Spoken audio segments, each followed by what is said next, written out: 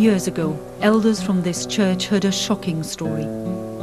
This young woman told them her father was sexually abusing her. The elders called her a liar. I said to them, well, what are you meant to do then if he's doing something wrong? And they said, come to us and you'll deal with it. And I said to them, well, I've already spoken to you and you've told me I'm a liar. The elder sent her home to her father. They didn't tell her that 3 years earlier he'd confessed to them that he was abusing her sister.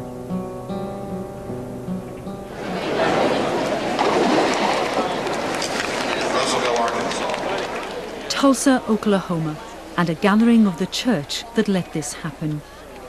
Over 6,000 Jehovah's Witnesses are in town for their district convention. Panorama is here too. We're looking for answers from the leaders of an organisation that's under fire, facing mounting allegations that it's shielding abusers, silencing victims, and putting children at risk. It's a worldwide problem that is of epidemic proportions within the organisation, and no one knows about it unless your child was molested.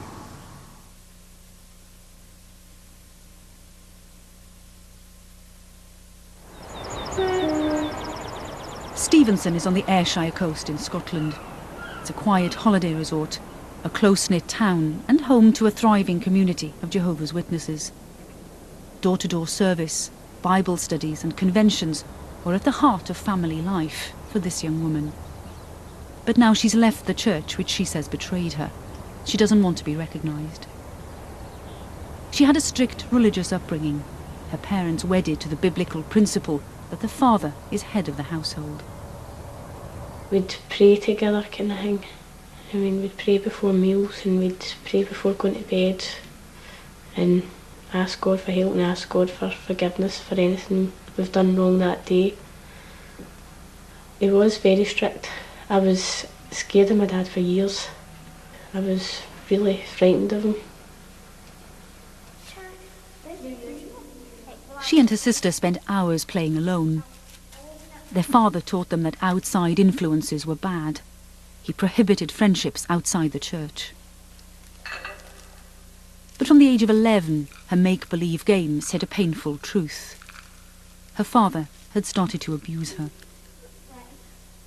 I was in my bed one night and that's when my dad came through and started touching me and feeling me. I just lay there hoping it would go away. Witness statement at Saltcoats Police Office. Over the years since I was 11 until I was 15, my dad had done things to me that he shouldn't have done, like rub my breasts, finger me and try to have sex with me. I remember when we were in Perth, we were staying in a tent. He started to touch me and he made me touch him and he made me put his penis in my mouth and things like that. Were you scared? Terrified. There was one time my dad had told me if I'd ever told anyone about this, he would rip me apart. For years she kept quiet.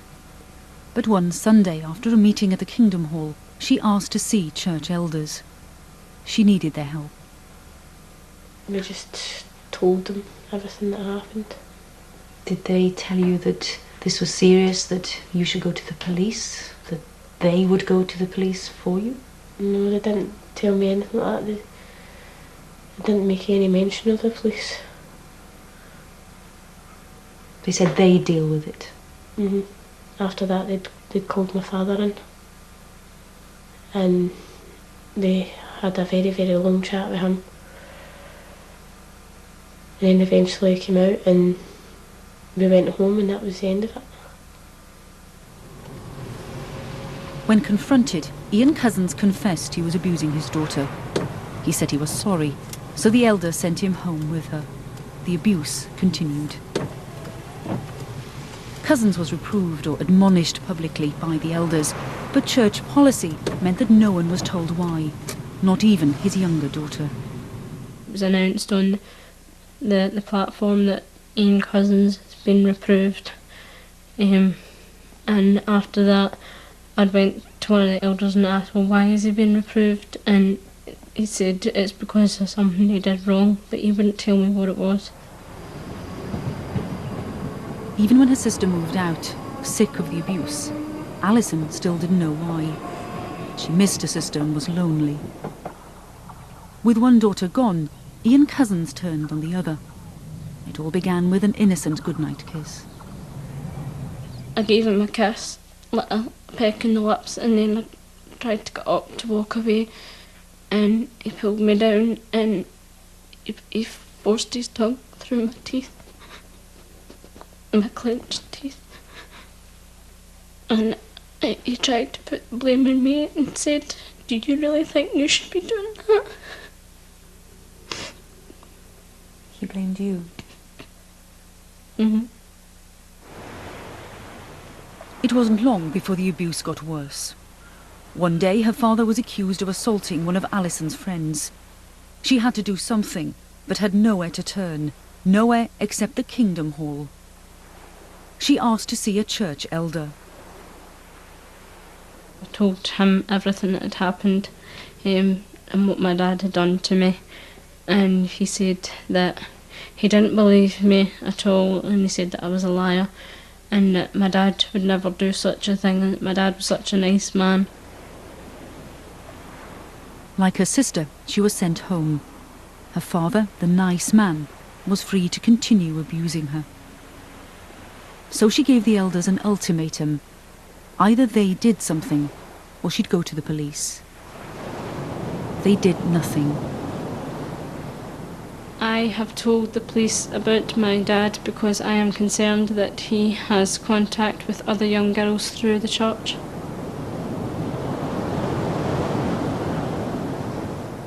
Some of these people gave good statements and very, very positive in their attitude and support of Alison and her sister. Other people felt that they didn't want to be involved and gave a negative statement, and some people refused to speak to us altogether. Why? I have no idea why. They just refused to speak to the police. Were they Jehovah's Witnesses? I believe they were. But they wouldn't help? They wouldn't give a statement to us, no. Only during the police investigation did the whole story become clear to Alison Cousins. Only now did she discover her sister had been abused too. Only now did she find out that her father confessed to elders 3 years earlier. Yet no one had warned her, his next victim. Nobody told me anything. They all basically kept it all under wraps and told nobody what had happened. What they did was keep a record of her father's name and confession on a church database, a register of suspected and convicted paedophiles to be monitored. We asked Alison Cousins to obtain a copy of her records using the Data Protection Act. There, in black and white, was proof that the Jehovah's Witnesses had known for 3 years that her father was a self-confessed paedophile. Yet far from monitoring him, the elders twice turned a blind eye to his abuse of his daughters. When he confessed to church elders, Cousins got a mild rebuke. When he confessed in court, he got 5 years in jail. I believe we were the last to know. They had told several people before coming to the police, and these people had not reported it either to the police or the social services. We have a duty to protect, and if we're not told, we're unable to protect.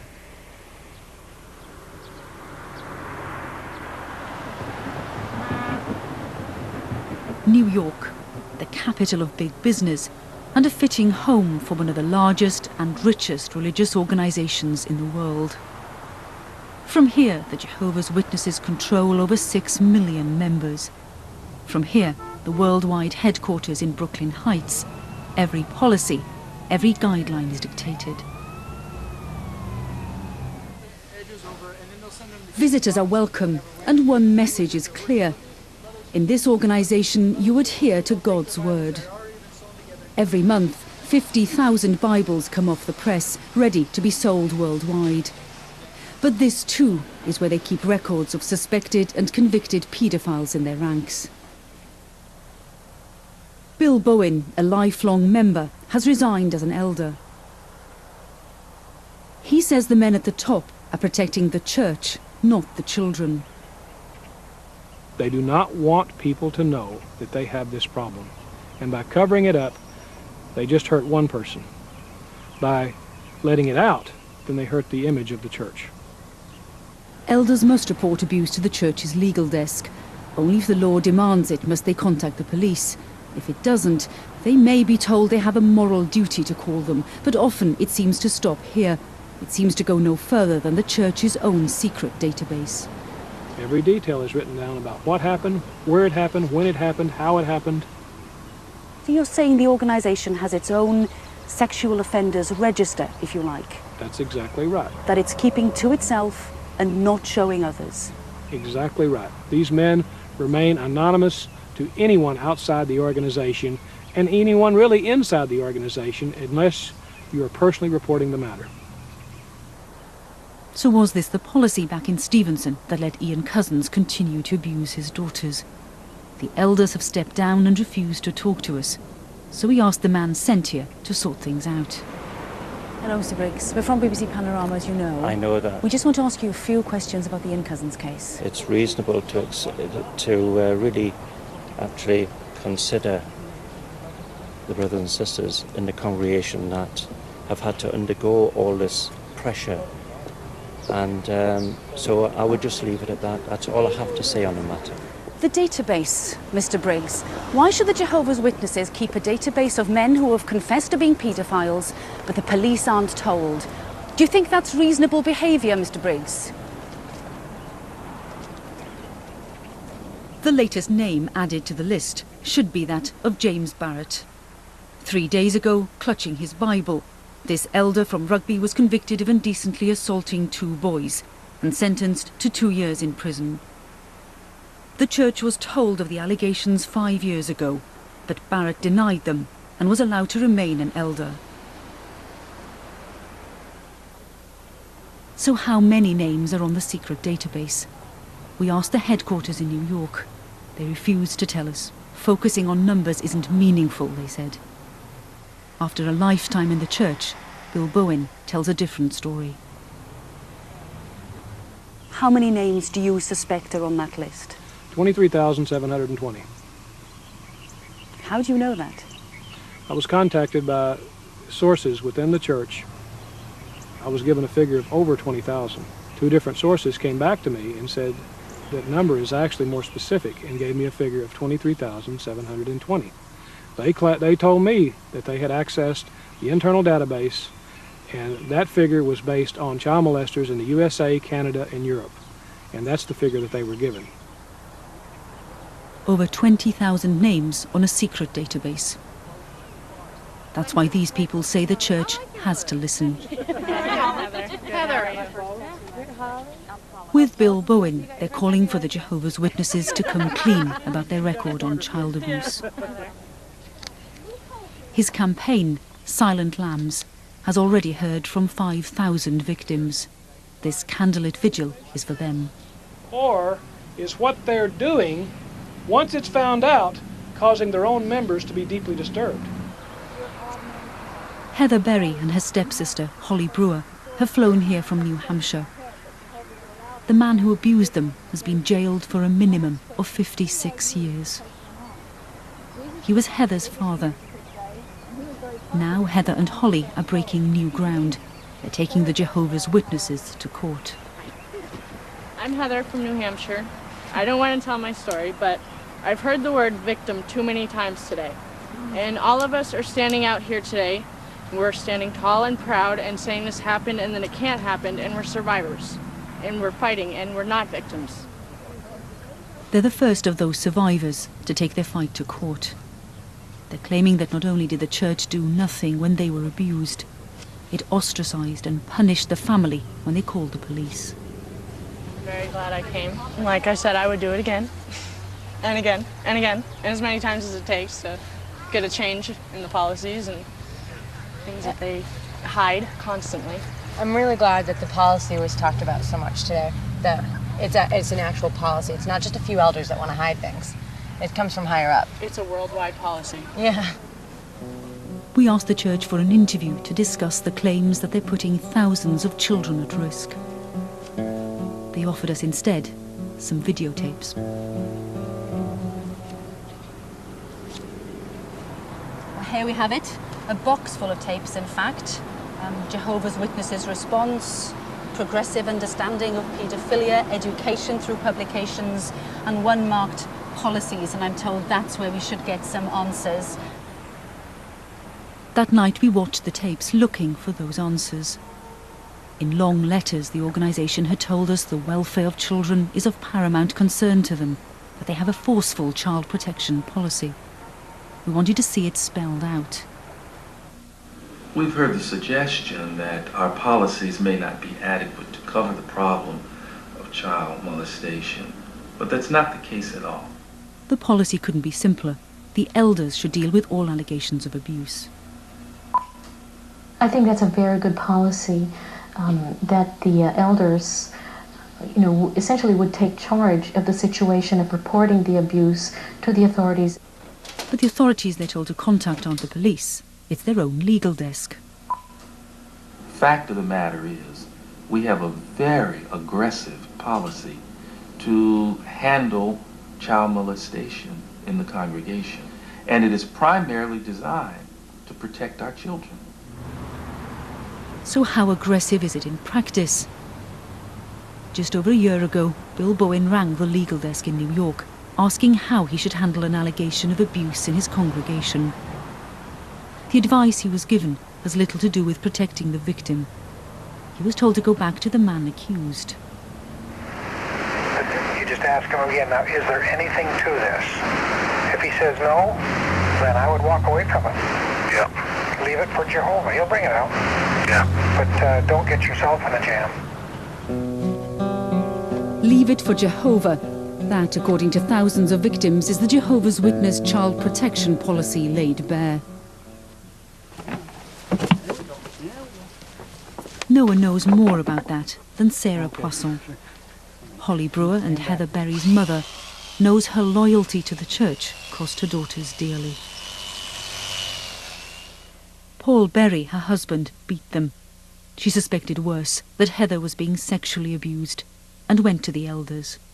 I could tell from their looks on their faces that I'd done a bad thing. That I had spoken against my husband, which is a bad thing. And so their solution was that I should be a better wife and I should pray more.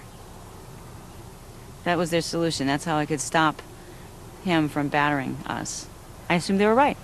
They had to be right. Because they know everything, because they're God's representatives on earth. She couldn't convince them, but she was convinced that Paul Berry was sexually abusing their daughter, Heather. When I was about 3 years old, I started displaying behavior that no 3-year-old in their right mind would display. I was throwing stools out of 2-story windows, and I was, I went to Boston Children's Medical Hospital in the psychiatric ward when I was 3 because she found me stabbing myself with a screwdriver in the arm in the kitchen. He came to me in the blackened night, hands outstretched. There was no fight. The masked man slowly became familiar with my shape, gently rubbing his hands on me, every nook, cranny, and gate. My child, you are so sweet, so perfect and right. Then I knew nothing but defeat. I tried not to think about the abuse as much as possible. I mean, there was the physical abuse, there was the verbal abuse, and there was the sexual abuse, and when none of it was happening, that was ideal, and that's what I tried to focus on the most. And all the while, you were going to the Kingdom Hall every Sunday? You were going to meetings during the week? We were going out door-to-door service. Time and again, the girls were told to wait outside while their mother begged local elders for help. Time and again, they saw her sent home to pray harder and be a better wife. Holly, too, had her own story to tell. The story she'd kept secret from her mother. A story she knew by now the elders wouldn't want to hear. Her instinct was to tell the local policeman. But after years in the church, she just couldn't. Holly would actually tell me that she was very angry about things at home. And she did, on more than several occasions, tell me that someday, Sergeant Zeller, I'm going to tell you something that happened to me. And I always told Holly, when you're ready, I'll be there. You know where I am. Her mother saw the elders more than a dozen times, but remarkably, it never struck Sarah Poisson to look for help outside the church. You can say that your children's lives are in danger, and in the same breath that you couldn't possibly go to the police. How can that be? Because God would not want that. It would never have occurred to me. And even if it had, I would not have done it. Because he's a man. He's a baptized male, and he's a ministerial servant, and I was a woman, and they're kids. And that's even worse than being a woman. These things need to stay in this room. I heard that many, many times. You need to pray about it more. I can show you my Bible. It's paper thin. I still have it. It's all worn out. Did a lot of praying. After you were told them that her father was sexually abusing Heather, nothing changed? No. Well, yeah, things changed. They got a lot worse for me. In the end, the decision was taken out of her hands. In school, bruises were noticed on her children. Social workers were told. They gave her a stark choice. Leave your husband, or we take your children. But if she left him, she knew the church would cut her dead. At that point, I had to make a decision between God and my kids. And I knew, well, at that time I knew, that if I chose my kids, I didn't have a prayer. But I didn't care anymore.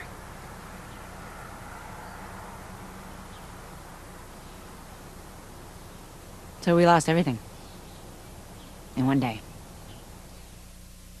Sarah Poisson had no life outside the Kingdom Hall. When the congregation cast her out, she had no choice but to move away. She didn't just lose every friend she had. Overnight, she was homeless, penniless, scraping a living to bring up her children. The friends they'd had openly shunned them.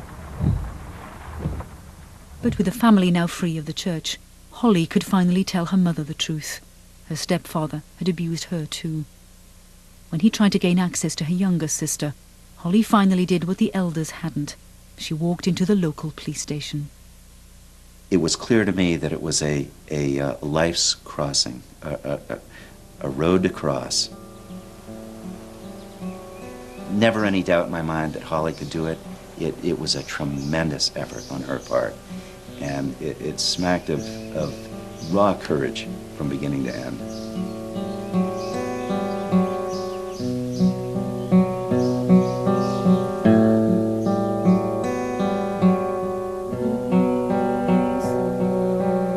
The Holly Brewer who walked into his office that day was a very changed, a very defiant young woman.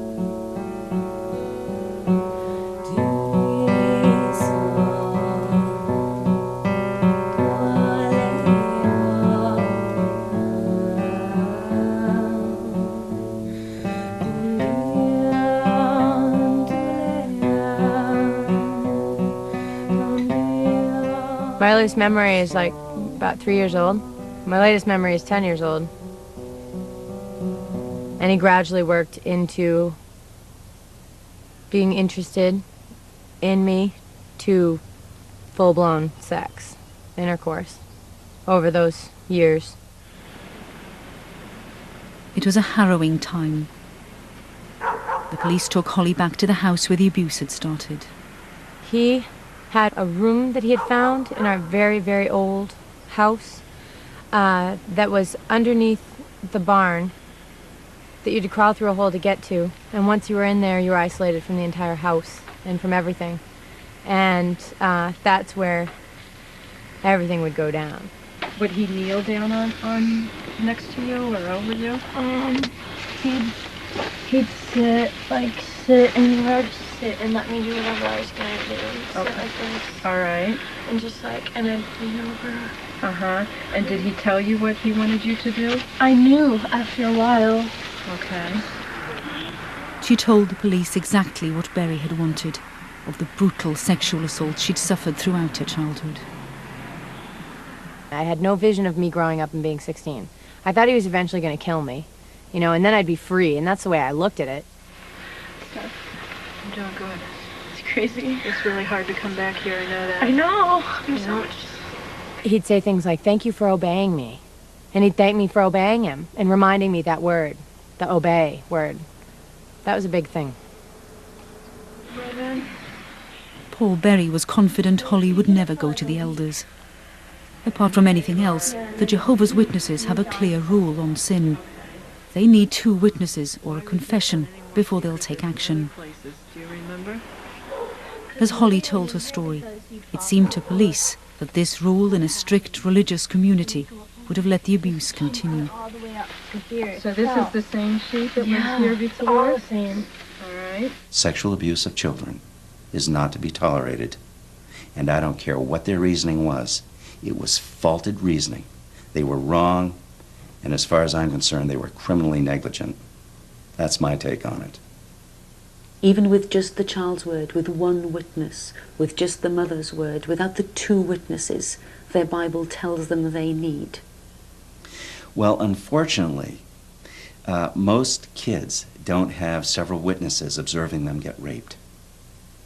It's an unfortunate part of it. It took nearly 4 years for the case to come to court. Paul Berry faced 17 charges of aggravated sexual assault. I was holding Holly's hand, and she had a lot of pointy rings on, and she was squeezing my hand really tightly. And it took them a long time to get through the verdict because there were so many indictments. And when it was over, my hand was all blood, and I didn't even feel it.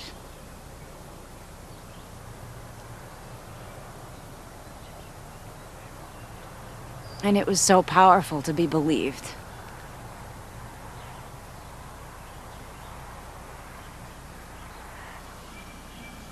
But not everyone did believe them. Even after he was convicted by a jury on all 17 indictments, 24 members of the Kingdom Hall turned up at the sentencing hearing. They all appeared to give character statements for Paul Berry. He had already been found guilty, and they found room in their hearts to stand in front of that child and say, "We don't believe any of it." And what they were saying was they didn't believe the child, they didn't believe in the system of justice, they didn't believe the judge, they didn't believe the jury, they didn't believe anyone except themselves.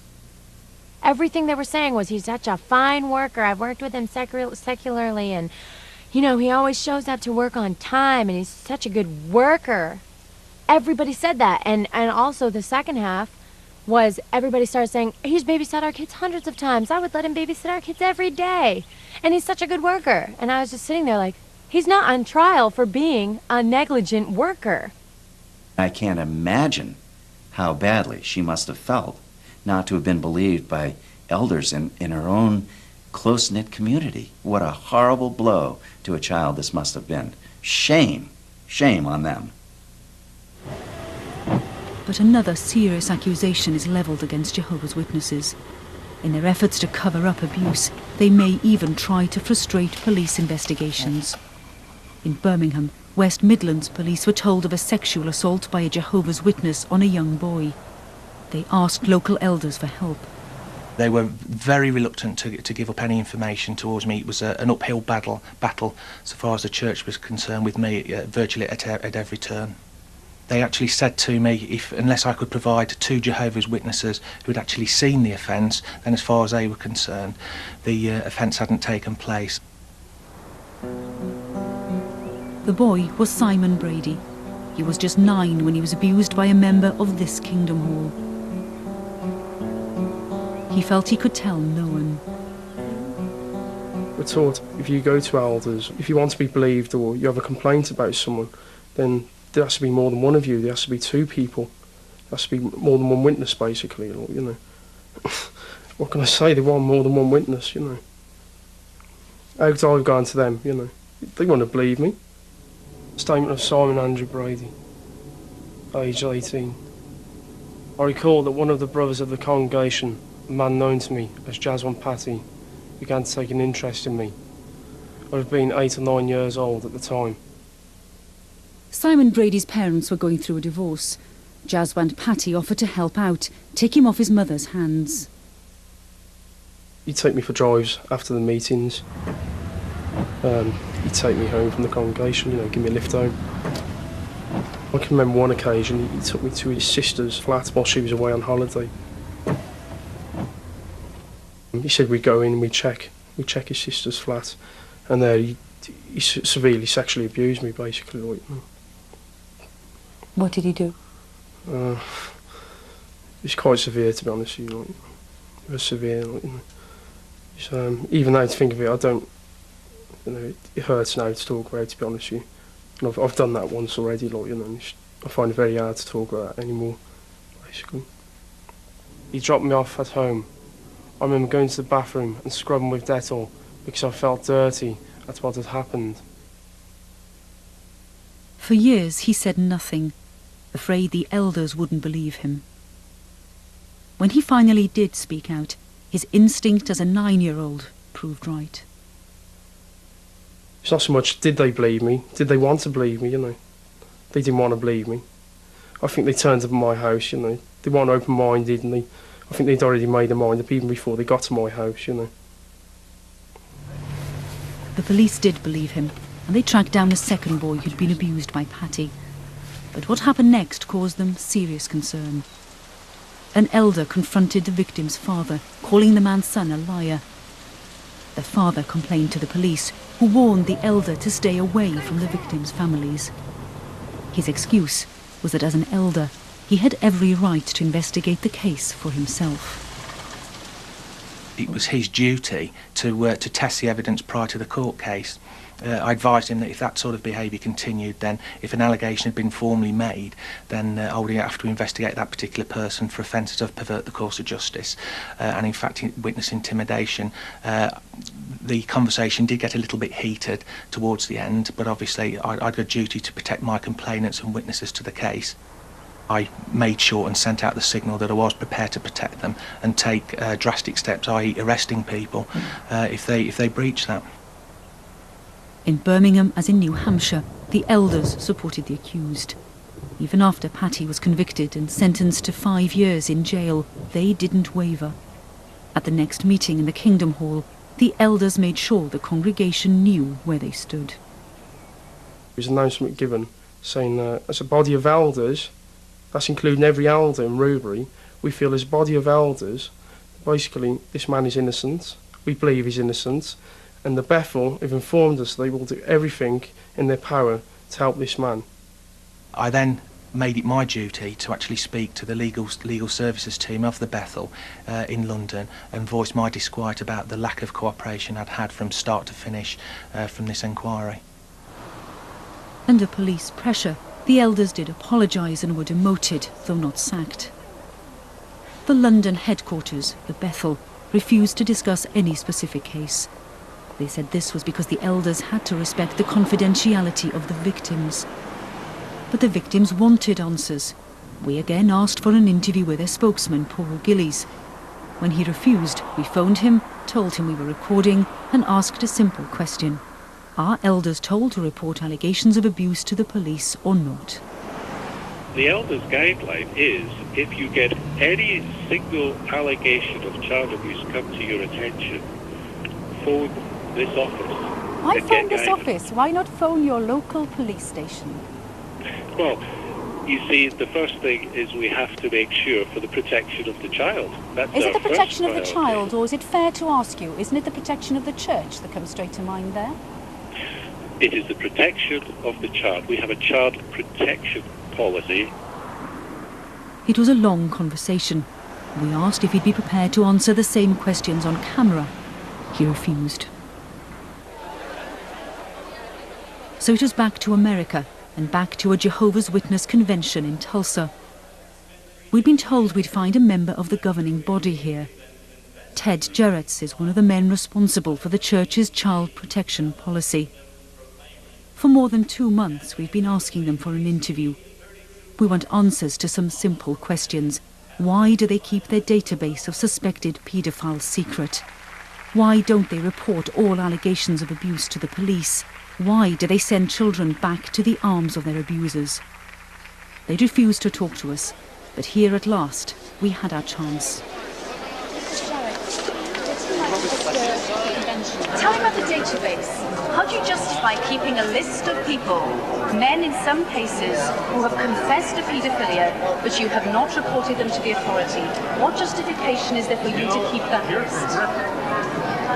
You have a privacy law. You have a directive from the European Union. You observe that, don't you? So when allegations of abuse are made, it's all right to keep them private? I think you were answered. That question was answered should be to your satisfaction. Can you answer it now? I'm not going to repeat. I'll just tell you exactly that you can go and you see it in writing.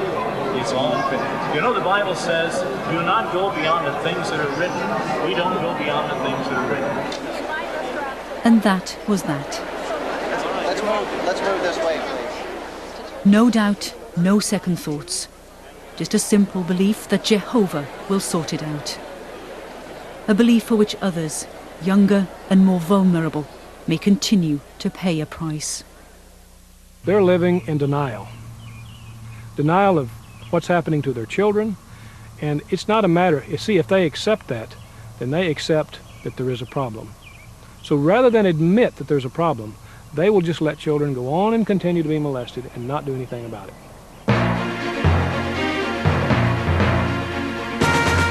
If you want to comment on this programme, you can email us or join us on our website for an online discussion tomorrow at 2 p.m. Or I'll be taking calls with Edwina Curry on Radio 5 Live in a few minutes. Panorama returns in the autumn with a major investigation into corruption in horse racing, which has led to us being banned from almost every racecourse in the country. If you've got stories you think we should investigate, you can contact us through our website.